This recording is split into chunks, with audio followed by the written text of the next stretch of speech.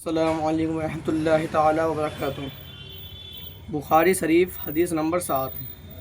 ابن عباس رضی اللہ تعالیٰ عنہ سے روایت ہے، انہوں نے فرمایا کہ ابو سفیان بن حرب رضی اللہ تعالیٰ عنہ نے ان سے بیان کیا کہ روم کے بادشاہ ہرقل نے ابو سفیان کو قریش کی ایک جماعت سمیت بلوایا۔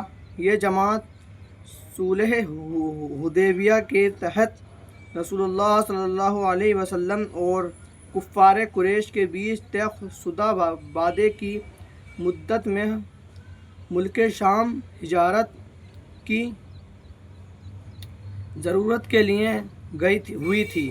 یہ لوگ ایلیا بیت المقدس میں اس کے پاس حاضر ہو گئے۔ ہرقل نے انہیں اپنے دربار میں بلایا۔ اس وقت اس کے ارد گرد روم کے سردار بیٹھے ہوئے تھے۔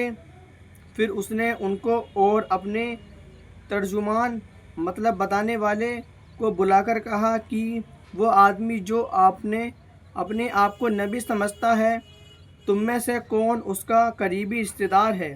ابو سفیان نے کہا، میں اس کا سب سے زیادہ قریبی رشتہ دار ہوں۔ تب ہرقل نے کہا، اسے میرے قریب کر دو اور اس کے ساتھیوں کو بھی قریب کر کے اس کے پاس بٹھاؤ۔ اس کے بعد ہرقل نے اپنے ترجمان سے کہا، ان سے کہو کہ میں اس آدمی سے نبی صلی اللہ علیہ وسلم کے متعلق سوالات کروں گا۔ اگر یہ غلط بیانی کریں تو تم لوگ اس کو جھٹلا دینا۔ ابو سفیان رضی اللہ تعالیٰ عنہ کہتے ہیں کہ اللہ کی قسم، اگر جھوٹ بولنے کی بدنامی کا ڈر نہیں ہوتا تو میں محمد صلی اللہ علیہ وسلم کے بارے میں ضرور جھوٹ بولتا۔ ابو سفیان رضی اللہ تعالیٰ عنہ کہتے ہیں کہ اس کے بعد پہلا سوال جو ہرقل نے مجھ سے آپ کے بارے میں کیا وہ یہ تھا کہ تم لوگوں میں اس کا خاندان کیسا ہے؟ میں نے کہا، وہ اونچے خاندان والا ہے۔ پھر کہنے لگا، اچھا تو کیا یہ بات اس سے پہلے بھی تم میں سے کسی نے کہی تھی؟ میں نے کہا، نہیں۔ کہنے لگا، اچھا اس کے خاندان میں سے کوئی بادشاہ گزرا ہے؟ میں نے کہا، نہیں۔ کہنے لگا، اچھا یہ بتاؤ کہ بڑے لوگوں نے اس کی پیروی کی ہے یا غریبوں نے؟ میں نے کہا، کمزوروں نے۔ کہنے لگا، اس کے ماننے والے دن بہ دن بڑھ رہے ہیں یا کم ہو رہے ہیں؟ میں نے کہا، ان کی تعداد میں بڑھوتری ہو رہی ہے۔ کہنے لگا، اس کے دین میں داخل ہونے کے بعد کوئی آدمی اس کے دین کو ناپسند کرتے ہوئے اس کے دین سے پھر جاتا ہے؟ میں نے کہا، نہیں۔ کہنے لگا، اس نے جو بات کہی، میں کیا اس دعویٰ نبوت سے پہلے تم لوگ اس کو جھوٹا کہا کرتے تھے؟ میں نے کہا، نہیں۔ کہنے لگا، کیا وہ دھوکہ دیتا ہے؟ میں نے کہا، نہیں۔ البتہ ہم لوگ اس وقت اس کے ہاتھ صلح راضی نامے کی ایک مدت گزار رہے ہیں، معلوم نہیں اس میں وہ کیا کرے گا۔ ابو سفیان کہتے ہیں کہ اس جملے کے سوا مجھے اور کہیں اپنی طرف سے بات داخل کرنے کا موقع نہیں ملا۔ کہنے لگا، کیا تم لوگوں نے اس سے جنگ لڑی ہے؟ میں نے کہا، جی ہاں۔ اس نے کہا، پھر تمہاری اور اس کی جنگ کیسے رہی؟ میں نے کہا، جنگ میں ہم دونوں کے بیچ برابر کی چوٹ ہے۔ کبھی وہ ہمیں نقصان پہنچا لیتا ہے اور کبھی ہم اسے نقصان سے دوچار کر دیتے ہیں۔ کہنے لگا، وہ تمہیں کن باتوں کا حکم دیتا ہے؟ میں نے کہا، وہ کہتا ہے، صرف اللہ کی عبادت کرو، اس کے ساتھ کسی کو شریک نہ کرو۔ جن کی تمہارے باپ دادا عبادت کرتے تھے ان کو چھوڑ دو، اور وہ ہمیں نماز، سچائی، پرہیزگاری، پاک دامنی اور قریبی لوگوں کے ساتھ اچھا برتاؤ کرنے کا حکم دیتا ہے۔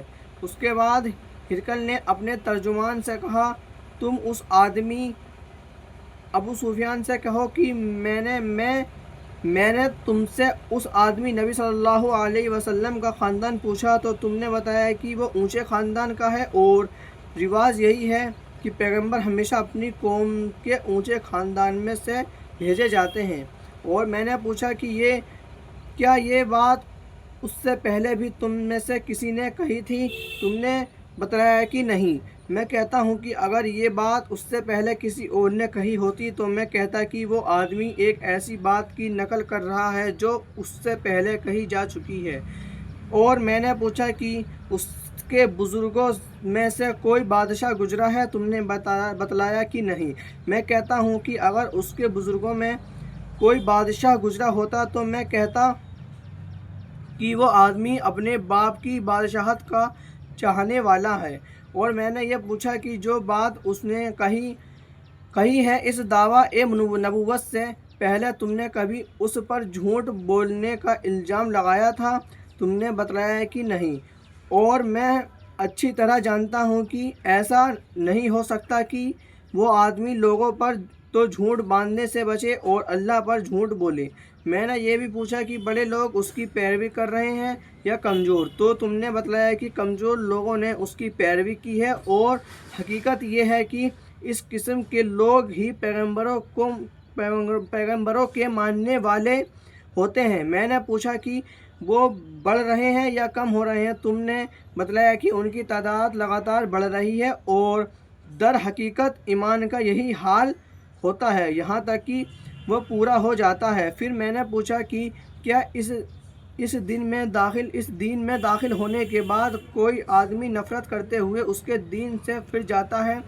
تو تم نے بتلایا کہ نہیں۔ اور ایمان کا یہی حال ہوتا ہے کہ اس کی مٹھاس جب دل میں جمع ہو جاتی ہے تو پھر نکلتی نہیں۔ اور میں نے پوچھا کہ کیا وہ وعدہ خلافی بھی کرتا ہے؟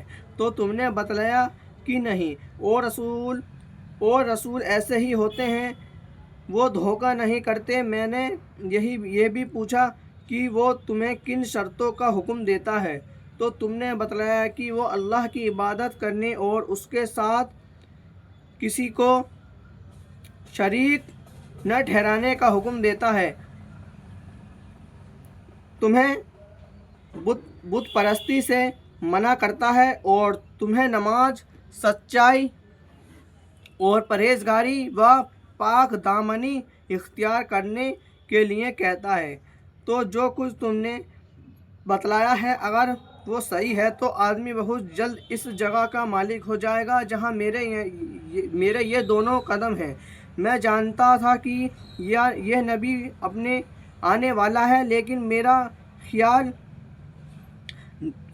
نہ تھا کہ وہ تم میں سے ہوگا۔ اگر مجھے یقین ہوتا کہ میں اس کے پاس پہنچ سکوں گا تو اس سے ضرور ملاقات کرتا۔ اگر میں اس کے پاس مدینہ میں ہوتا تو ضرور اس کے پاؤں دھوتا۔ اس کے بعد ہرقل نے رسول اکرم صلی اللہ علیہ وسلم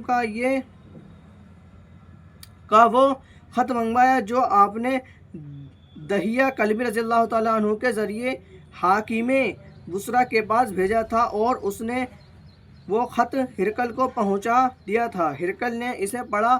اس میں یہ لکھا تھا: شروع اللہ کے نام سے جو بڑا مہربان نہایت رحم والا ہے۔ اللہ کے بندے اور اس کے رسول محمد صلی اللہ علیہ وسلم کی طرف سے ہرقل عظیم روم کے نام اس آدمی پر سلام جو ہدایت کی پیروی کرے۔ اس کے بعد میں تجھے کلمہ اسلام لا الہ الا اللہ محمد رسول اللہ کی دعوت دیتا ہوں۔ مسلمان ہو جا، تو محفوظ رہے گا، اللہ تعالیٰ مجھے دوہرا ثواب دے گا۔ پھر اگر تو یہ بات نہ مانے تو تیری رعایا جنتا کا گناہ بھی تجھی پر ہوگا۔ اے اہل کتاب، ایک ایسی بات کی طرف آ جاؤ جو ہمارے اور تمہارے بیچ برابر ہے۔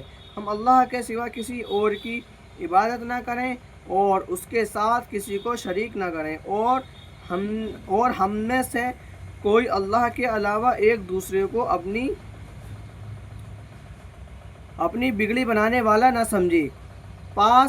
پس اگر یہ لوگ پھر جائیں تو صاف کہہ دو کہ گواہ رہو، ہم تو فرما بردار ہیں۔ ابو سفیان رضی اللہ تعالیٰ عنہ نے کہا: جب ہرقل جو کہنا چاہتا تھا کہہ چکا اور خط پڑھ کر فارغ ہوا تو وہاں آوازیں بلند ہوئیں اور بہت شور مچا اور ہم باہر نکال دیے گئے۔ میں نے باہر آ کر اپنے ساتھیوں سے کہا: ابو ابو کبشہ کے بیٹے محمد صلی اللہ علیہ وسلم کا معاملہ بڑا زور پکڑ گیا۔ اس سے تو رومیوں کا بادشاہ بھی ڈرتا ہے۔ اس روز کے بعد مجھے برابر یقین رہا کہ رسول اللہ صلی اللہ علیہ وسلم کا دین ضرور غالب ہوگا، یہاں تک کہ اللہ تعالیٰ نے میرے اندر اسلام پیدا کر دیا۔ ابن ناطور، جو بیت المقدس کے گورنر ہرقل کا کارساز اور شام کے عیسائیوں کا پادری تھا، بیان کرتا ہے کہ ہرقل جب بیت المقدس آیا تو ایک روز صبح کے وقت غمی کے ساتھ اٹھا اور اس کے کچھ ساتھی کہنے لگے، ہم دیکھتے ہیں کہ آپ کی حالت کچھ بجھی ہے۔